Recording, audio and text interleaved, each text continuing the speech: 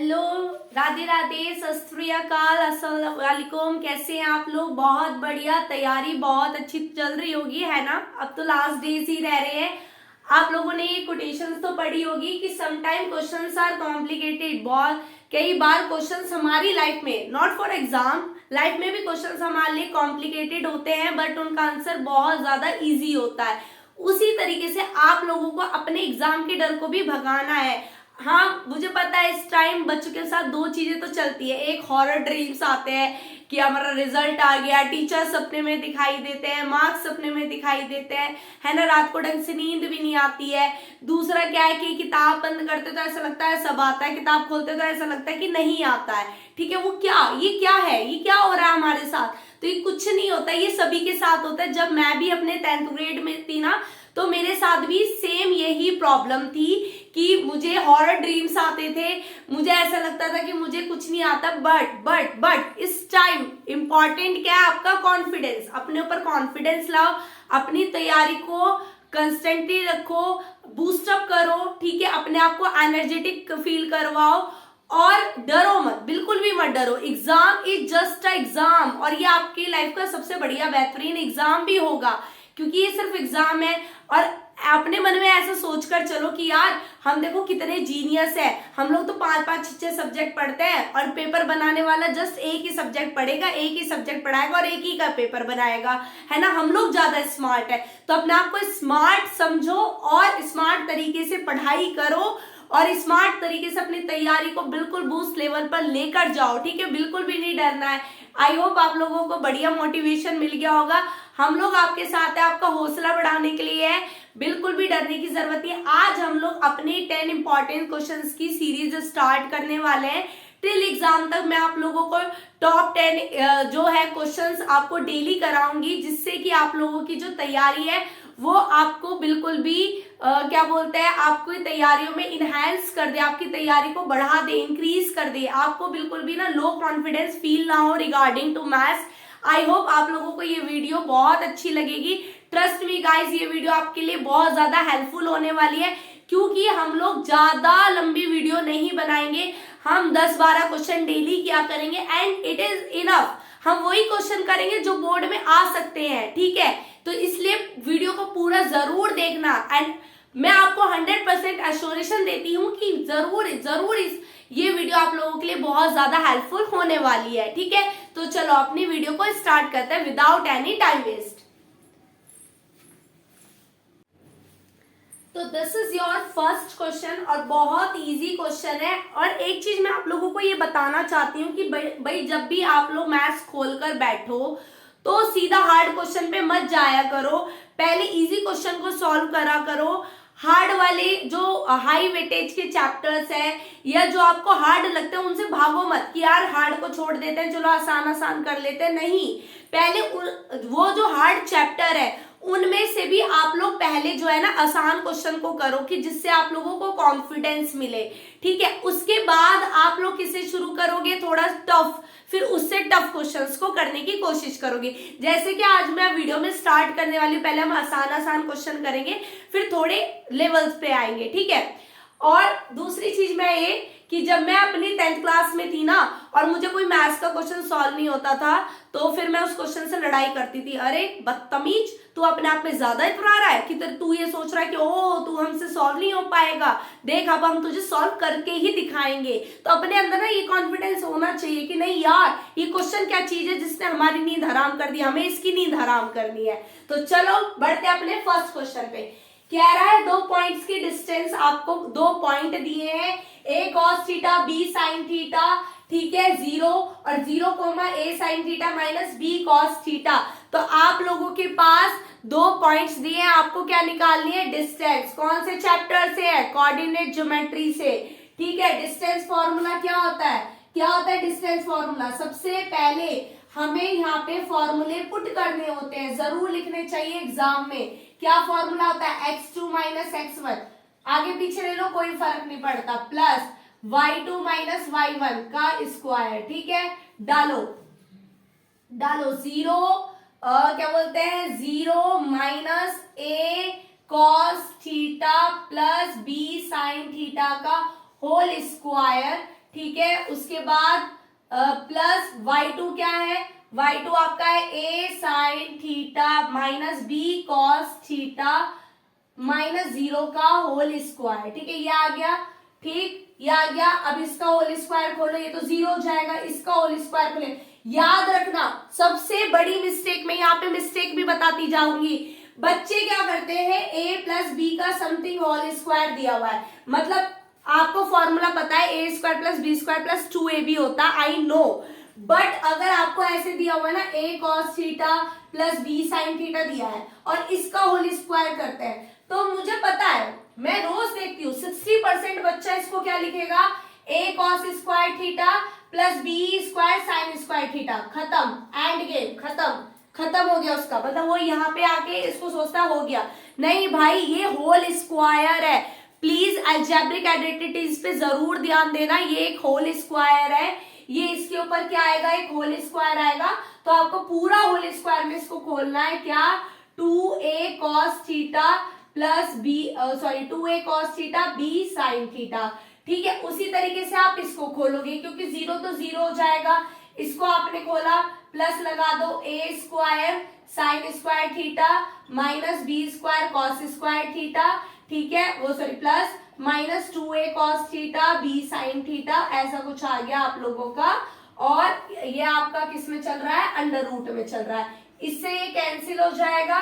ठीक है, a cos square theta a sin square theta कितना हो जाएगा, a स्क्वायर अंडर रूट। ठीक है, और यहाँ पे ये क्या हो जाएगा, प्लस b स्क्वायर, तो इसका आंसर हो जाएगा under root A square plus B square. I hope आप लोगों को क्वेश्चन अच्छे से समझ में आ गया होगा और ये भी पता चल गया होगा कि हम किस टाइप की गलती यहाँ पर करते हैं। ठीक है, समझ आया, आगे बढ़ते हैं। देखो सेकेंड क्वेश्चन है आपका, क्वेश्चन ये कहता है find the ratio in which the line segment joining the points, मतलब दो पॉइंट्स है a और b पॉइंट है। ठीक है, a की वैल्यू क्या है 6,3, b की वैल्यू क्या है -2, -5। ये इसको क्या कर रहे हैं, हम ज्वाइन कर रहे हैं, ज्वाइन कर दिया। ठीक है, और हमने इस पॉइंट्स को ज्वाइन करा है और ये पॉइंट्स जो है, ये जो लाइन है ये डिवाइड हो रही है एक्स एक्सिस से। ध्यान देना, किससे डिवाइड हो रही है, एक्स एक्सिस से। दैट मीन्स जब आप यहाँ पे कोऑर्डिनेट फाइंड करोगे तो यहाँ पे इसने मान लो इसको डिवाइड करा p और इसके कोऑर्डिनेट क्या होंगे भाई, x, 0, क्योंकि ये स्पेसिफिक कह रहा है कि आपके कोऑर्डिनेट्स को कहां कट कर रहा है, एक्स एक्सिस पे, तो y का कोई लेना देना नहीं है। इसलिए यहाँ बच्चे क्या गड़बड़ करते हैं कि बच्चे यही गड़बड़ करते हैं कि यहाँ पे उनको वैल्यूज नहीं पता, तो यहाँ पे y की वैल्यू क्या लेनी है, आपको 0 लेनी है। ठीक है, अब उसके बाद सबसे पहले आपको रेशियो फाइंड करना है, उसके बाद इसकी x की कोऑर्डिनेट फाइंड करना है। तो y का आपको पता ही है 0 है, क्योंकि y का लेना देना नहीं है, x की वैल्यू फाइंड करनी है। तो कैसे फाइंड करेंगे, तो भाई पहला क्या पढ़ा हमने, डिस्टेंस फॉर्मूला। अब यहाँ पे रेशियो डिवाइड हो रही है तो हम पढ़ेंगे सेक्शन फॉर्मूला। सेक्शन फॉर्मूला क्या होता है, mx2 प्लस nx1 अपॉन में m प्लस n, फिर ये तो होता है x के लिए, फिर होता है y के लिए my2 प्लस ny1 अपॉन में m प्लस n। ठीक है, एक ट्रिक बताती हूं, जब भी इस टाइप का क्वेश्चन आएगा और आपको रेशियो फाइंड करनी है तो आप हमेशा 0 वाली वैल्यू उठाओगे। दैट मीन्स आप x को छोड़ के क्या लोगे, y को। फॉर्मूले में किसकी वैल्यू पुट करी जाएगी, y की वैल्यू पुट करी जाएगी। ठीक है, ये इस पे पुट करी जाएगी। अब यहाँ पे आप लेट करोगे अपने रेशियो को k/1, क्या लेट करा, k/1। ठीक है, y की वैल्यू क्या है 0, m की वैल्यू क्या हो गई k, y2 की वैल्यू क्या हो गई -5 प्लस 1, n की वैल्यू 1, y1 की value 3, m plus n k plus 1, k plus 1 जाके इधर हो गया 0। ठीक है, -5k plus 3 equal to 0, k equal to -3 -5, मतलब ये कट गया, k की वैल्यू आ गई 3/5। तो आपका रेशियो क्या हो गया, 3/5। तो रेशियो क्या निकल के आया, m रेशियो n क्या निकल के आया, 3/5। अब इन्होंने कहा है पॉइंट निकालने हैं, y तो 0 है, किसकी वैल्यू निकालनी है, x की। तो अब कहाँ रखी जाएगी वैल्यू, x में, mx2 प्लस nx1 अपॉन में m प्लस n। अच्छा आप देख रहे हो मैं फॉर्मूले पुट करे जा रही क्यों? क्योंकि अगर बाय चांस मेरे क्या बोलते हैं, सपोज करो भाई सॉल्यूशन गलत हो जाए, आंसर गलत आ जाए, तो मुझे फॉर्मूले पे नंबर मिल जाए, ठीक है। और हमें हर एक चीज पॉइंट लिखना, हर एक पॉइंट लिखना है, क्योंकि हमारा टारगेट क्या है 100 आउट ऑफ 100 का, ठीक है। तो यहाँ पे x की वैल्यू निकालनी है, m क्या है आपका 3, x2 क्या है -2 प्लस n क्या है 5, ठीक है, x1 क्या है 6 अपॉन में 3 प्लस 5, 3 2 जा -6, ठीक है, प्लस 5 6 जा 30 अपॉन में 8 कितना गया 24 अपॉन में 8 काटा 3, तो x की वैल्यू क्या गई 3। तो आप यहां पे लिखोगे p के जो पॉइंट्स है x, 0 इक्वल टू 3, 0 ब्रैकेट में, bracket is close. I hope question बहुत अच्छे से क्लियर हो गया होगा। अगले क्वेश्चन पे आते हैं। Now this is your third question. Question कहता है which term of the AP, मतलब आपको एक एपी दी हुई है जिसकी आपको पहली नेगेटिव टर्म बतानी है, मतलब आपको बतानी है कि कौन से नंबर पर आपकी पहली नेगेटिव टर्म शुरू होगी। मतलब आप ध्यान से देखो एपी क्या हो रही है, डिक्रीज ऑर्डर में चल रही है, ठीक है। तो एक दिन ये घटते माइनस पे आ जाएगी, तो वो पहली माइनस टर्म कौन सी वाले नंबर पे होगी, मतलब कौन सी होगी, 10वीं होगी, 18वीं होगी, ठीक है, या 20 टर्म होगी, कौन सी टर्म होगी वो आपको बताना है। अच्छा फॉर्मूले अगर किसी को प्रॉब्लम है तो मेरी एक रेस्पेक्टेड वीडियो बनी हुई है फॉर्मूला शीट के ऊपर, प्लीज जाके उसको वॉच कीजिए, बहुत बेहतरीन वीडियो है। मैंने एक्सप्लेनेशन के साथ उसमें एक एक फॉर्मूला आपको एक्सप्लेन किया हुआ है, प्लीज जाके जरूर वॉच कीजिए। देखो बड़े बड़े ब्रांड के यूट्यूबर्स की वीडियो तो आप लोग एजुकेशन में देखते ही हो, तो छोटे यूट्यूबर्स को भी सपोर्ट करो, एक बार उनको भी जाके देखो, क्या पता थोड़ा आपको और अच्छा समझ में आ जाए। तो प्लीज वीडियो को जाके वॉच जरूर कीजिए, ठीक है। और चैनल को सब्सक्राइब करना तो भूलना ही नहीं है, कमेंट करना है कि कैसा लगा आपको, ठीक है। अब हमें यहाँ पे एपी दी है, एपी का फॉर्मूला क्या होता है, a plus n minus 1d। You all know a क्या है फर्स्ट टर्म जो कि क्या है 65, d क्या होता है a2 माइनस a1, तो 61 माइनस 65 माइनस के 4, ठीक है, ये आ गई आपका d। अब यहाँ पे आपको n आप लोगों को क्या करना है, फाइंड करना है, ठीक है, n क्या करना है आपको, फाइंड करना आपको। तो which term of the AP is the first negative term. अच्छा यहाँ पे आप लोगों को ए एन भी गिवन नहीं है, तब हम इसको कैसे सॉल्व करेंगे, तो हम लोग यहाँ पर लेंगे a plus n minus 1d की जो वैल्यू है वो लेस देन क्या आनी चाहिए, 0 आनी चाहिए। 0 से मतलब ये ए एन है और ए एन आपका 0 से छोटा है क्योंकि आप नेगेटिव टर्म को ले रहे हो। डालो 65 प्लस एन माइनस 1d कितना हो गया माइनस के 4 लेस देन 0, 65 प्लस -4n, ठीक है, minus minus plus 4 less than 0, ठीक है, -4n, 65 और प्लस 4 कितना हो गया 69 लेस देन 0, ठीक है, उसको इधर ले जाओ 69 less than 0 equal to less than 4n, n is less than 69/4। जब आप इसको डिवाइड करोगे ना तो ये मिक्स फ्रैक्शन में आएगा, ठीक है, ये मिक्स फ्रैक्शन में आएगा।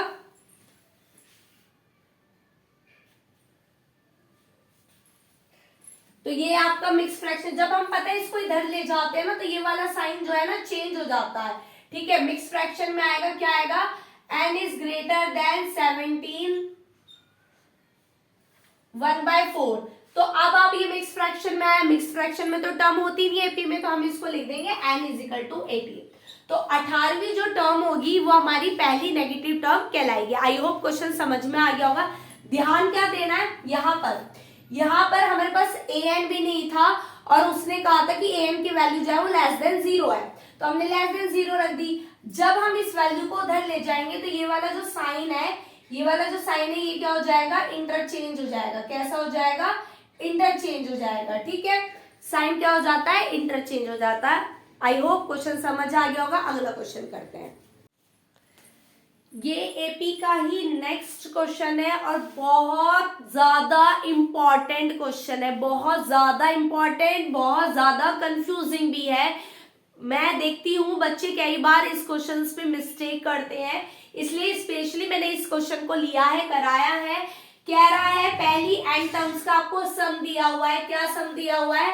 S N equal to 3n square minus 4n, ऐसा कुछ दिया हुआ है। आपको क्या फाइंड करनी है? nth टर्म फाइंड करनी है, कॉमन डिफरेंस लेना है। तो बच्चा इस टाइप के क्वेश्चन को हम कैसे सॉल्व करते हैं? इस टाइप के क्वेश्चन को हम सॉल्व करते हैं, सबसे पहले हम n इक्वल टू 1 डालेंगे। n इक्वल टू 1 तो क्या निकलेगा? s1 3 इंटू 1 स्क्वायर, तो जहां पे भी n है वहां 1 डाल दो। क्या आई वैल्यू? माइनस के 1। अब आपको पता है S1 का मतलब क्या है? S माने क्या है? सम, और 1 माने क्या हो गया? पहली टर्म का सम। भाई पहली टर्म का सम तो पहला ही होगा ना, a ही होगा। भाई पहली टर्म का अगर मान लो पहली टर्म है 1, ठीक है, मान लेते हैं सपोज पहली टर्म 1 है, मैं कहूं भाई इसका सम निकाल, तो इसका सम तो 1 ही निकलेगा ना। भाई ये तो पहली टर्म है, इसका सम 1 निकलेगा, तो 1 निकल गया। a की वैल्यू क्या आ गई? -1। अब हम डालेंगे S2 तो n की जगह पे क्या डालना है? 2 2 जा 4 4 3 जा 12 माइनस के 4 2 जा 8, कितना आंसर आया? 4। अब भाई S2 क्या है?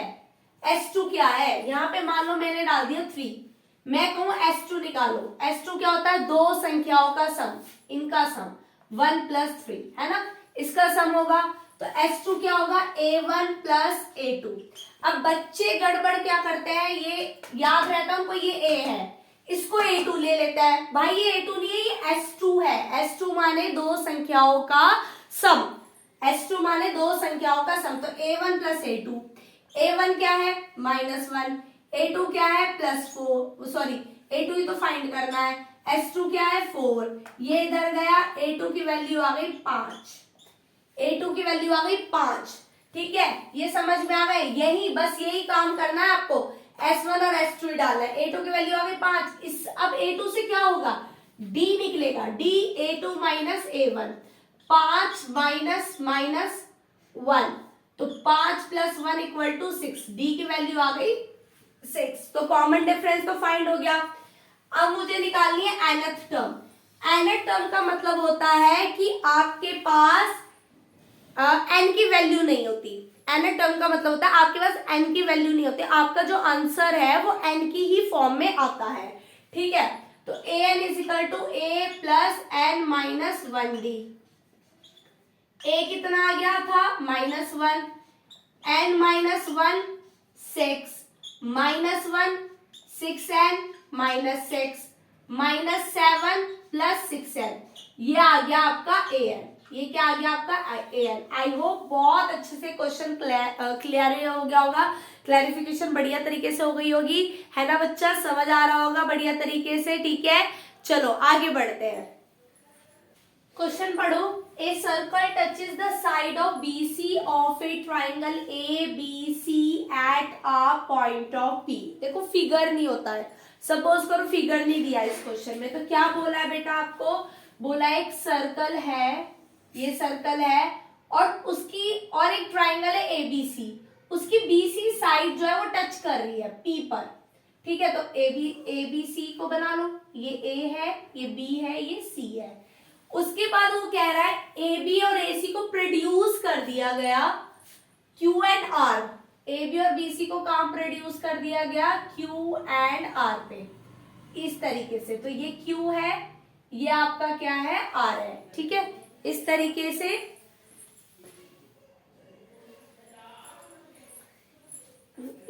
से आपने क्या कर दिया? इसको प्रोड्यूस कर दिया। ठीक है, तो थोड़ा सा ना टच करके, मतलब मेरी drawing, my drawing is very worst, बहुत गंदी ड्राइंग है मेरी। ठीक है, मुझ पे फिगर ही अच्छे नहीं बनते हैं, हालांकि बस समझ आ गया ना यार, समझ में आना चाहिए, कैसी बात हो गई, थोड़ा सा तो बख्श दे करो।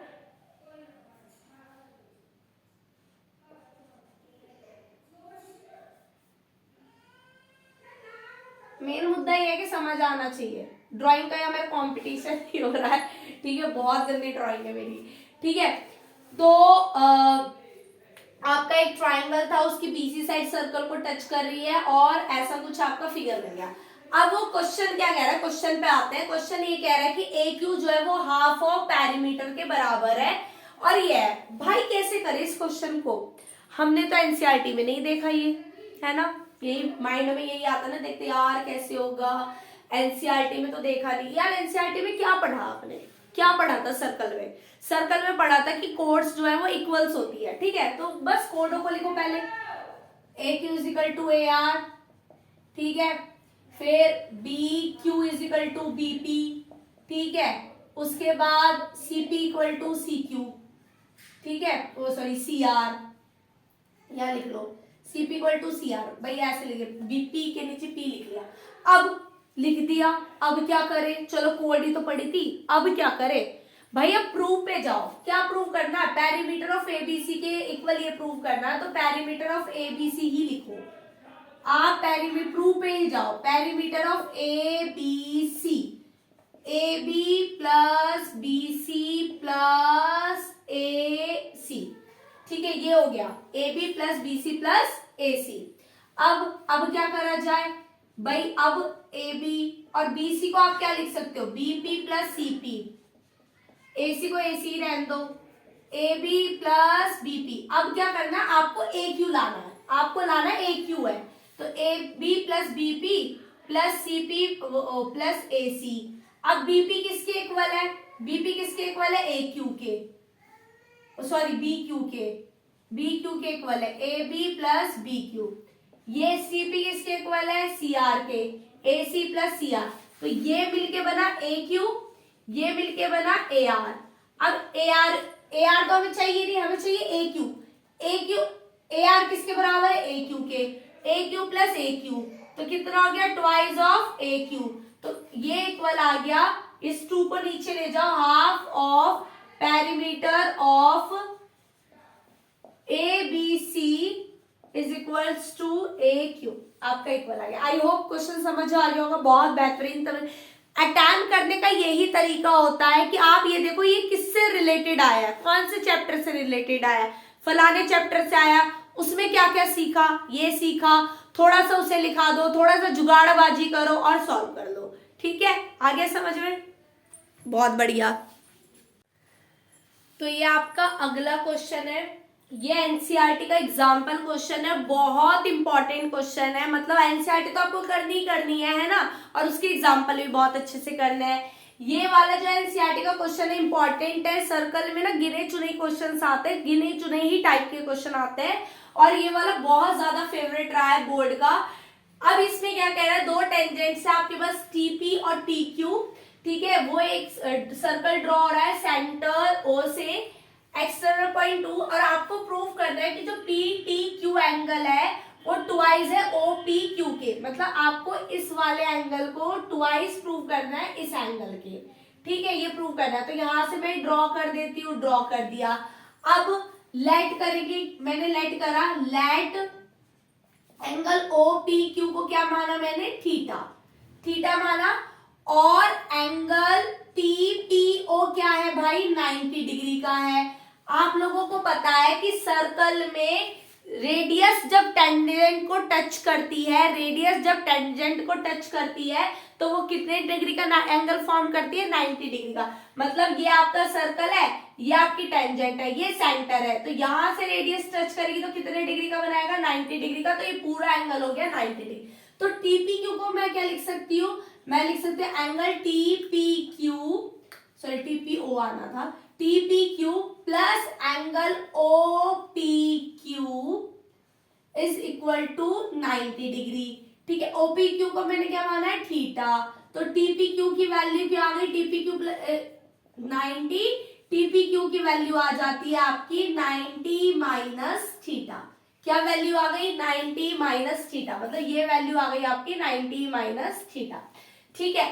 अब हम लोग इन ट्राइंगल टीपीक्यू ट्राइंगल लिया अपने, एक ट्राइंगल लेंगे, क्या करेंगे, एंगल सम प्रॉपर्टी लगाएंगे, angle P T Q plus angle T P Q plus angle T Q P is equal to 180 degree, ठीक है। अब आप लोगों को पता है TPQ और TQP क्या है, आपस में इक्वल, क्योंकि tangent drawn from a one point.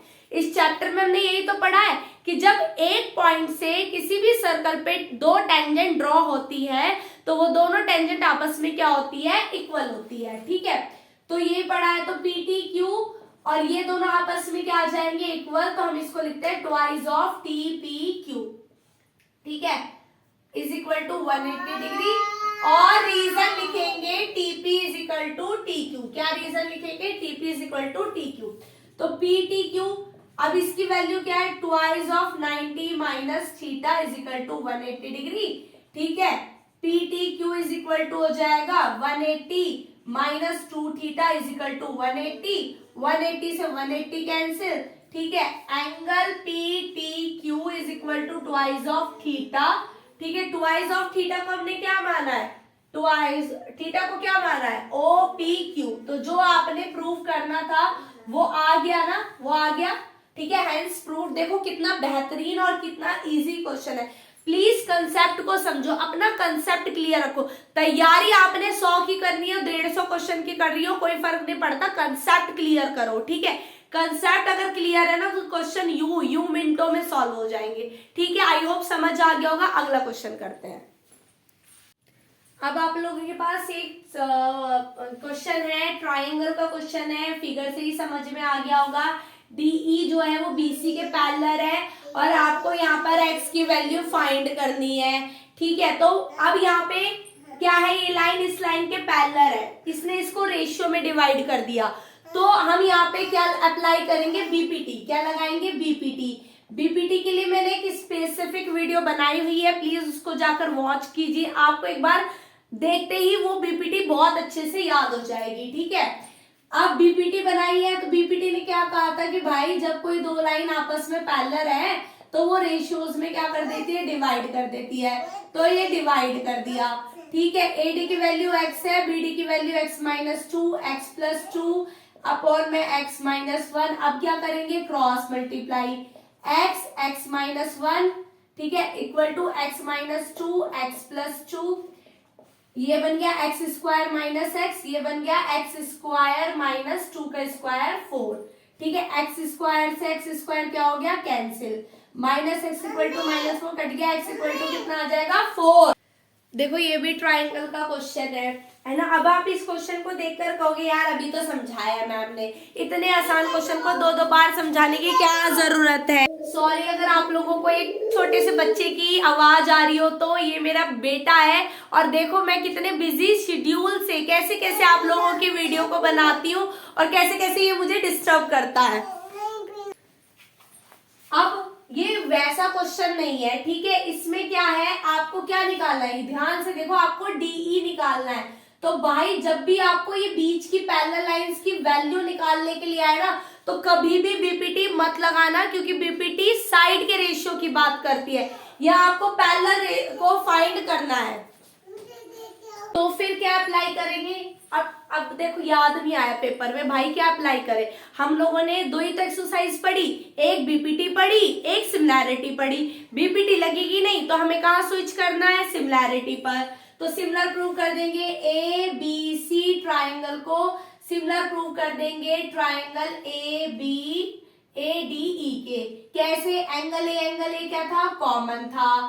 ठीक है, और एंगल D जो है वो, एंगल B जो है वो D के इक्वल हो जाएगा। क्यों, क्योंकि D is parallel BC corresponding angle. ठीक है, दो ही प्रूव कर दिए, आ गया हम लोगों का। ठीक, अब क्या लिख सकते हैं, हम लिख सकते हैं, मतलब बाय प्रॉपर्टी, सिमिलैरिटी प्रॉपर्टी हम लोग लिख सकते हैं। क्या क्या गिवन हमें, AD अपॉन में BD। तो AD अपॉन BD तो कर नहीं सकते, तो क्या करेंगे, AD प्लस BD कर देंगे, जिससे हमें AB की वैल्यू निकल जाएगी। 3 प्लस 4 कितने हो जाएंगे, 7। तो AD अपॉन में AB is equal to DE upon में BC।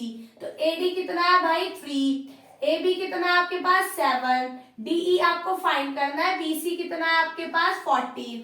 तो 3 upon 7 into 14 is equals to DE, cut करेंगे तो 2। तो DE इज इक्वल टू कितना आ गया आपका 6 सेंटीमीटर। आई होप क्वेश्चन बहुत अच्छे से समझ आ गया होगा।